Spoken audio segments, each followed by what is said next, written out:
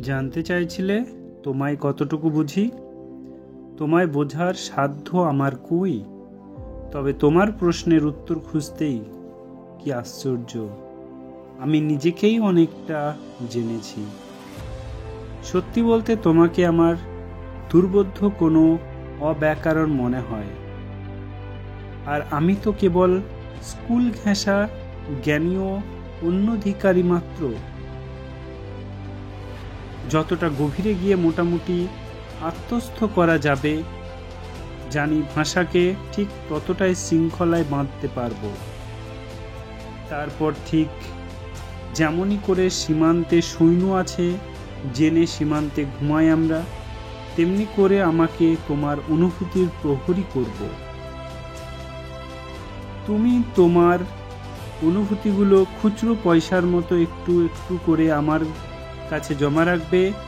ঝনঝনে শব্দে যদিও বা বেজে ওঠে, ওরা জানবে ওইসব হারাবার নয়, আজ পর্যন্ত লাগবে না গায়ে।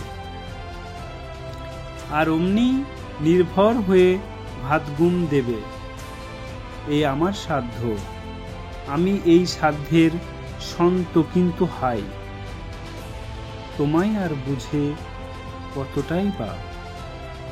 কত সাধনা করে কেবল জেনেছি কখন অর্ধমুদিত চোখে তুমি কথা শোনা, আর কোনো কথাই তুমি সযত্নে এড়িয়ে যাও।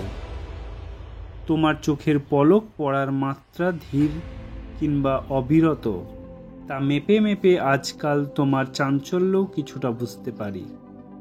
ওই যে তোমার ঊর্ধ্বমুখী ও ভঙ্গিমায় অট্টহাসির রোল, তা যে কতটা কষ্ট চেপে ছড়িয়ে দাও, তা হয়তো সিকিঝাপ বুঝি।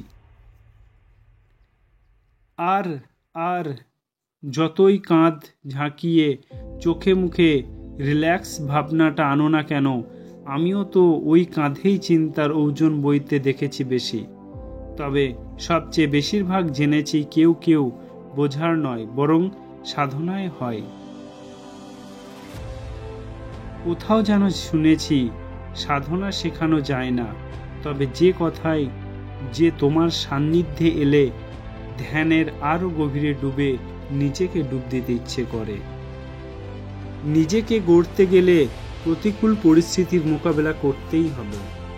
রবীন্দ্রনাথ স্কুল পালিয়েছেন, নজরুল তো বেশি পড়তে পারল না, লালন তো বুঝলই না স্কুল কি জিনিস, অথচ আজ মানুষ তাদের নিয়ে গবেষণা করে, পিএইচডি ডিগ্রি অর্জন করছে।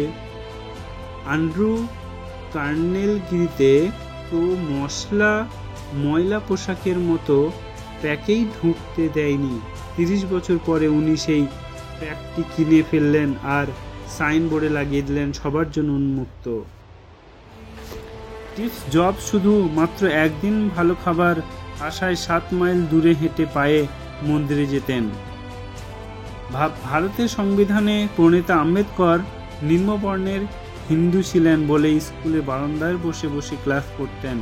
তাকে ক্লাসের বেঞ্চে বসতে দেওয়া হতো না, কোনো গাড়ি তাকে নিত না, মাইলের পর মাইল হেঁটে পরীক্ষা দিয়েছেন। বাংলাদেশে ব্যাংকার গভর্নর আতিউর রহমানের ক্রেডিট কলেজ ভর্তির টাকা হাঁটুরেদের নিকট থেকে টাকা তুলে জোগাড় করেছিল তার চাচার। গরু না থাকায় তিনি নিজে জমিতে লাঙল টেনেছেন এক সময়। সুন্দর চেহারা কথা ভাবছেন, শেখ সাদী চেহারা যথেষ্ট কষ্টকর ছিল। লতা মঙ্গেশকরের চেহারাটা মোটেই সুশ্রী নয়। তৈমুর লং খোঁড়া ছিলেন, নেপোলিয়ন বেঁটে ছিলেন, সচিন তেন্ডুলকরের উচ্চতা জানাই আছে, আব্রাহিম লিঙ্কনের মুখ হাত যথেষ্ট বড় ছিল। স্মৃতিশক্তির কথা ভাবছেন, আইনস্টাইন নিজের বাড়ির ঠিকানা ও ফোন নাম্বার মনে করতে পারতেন না। কিছুই আপনার উন্নতির পিছনে বাধা হতে পারে না। যদি কোনো কিছুই বাধা হয়ে দাঁড়ায়, তবে তা আপনার ভিতরের ভয়। ভয়কে দূরে রেখে জয় করুন, শিখুন, সাফল্য অবশ্যই আসবে, আজ অথবা কাল।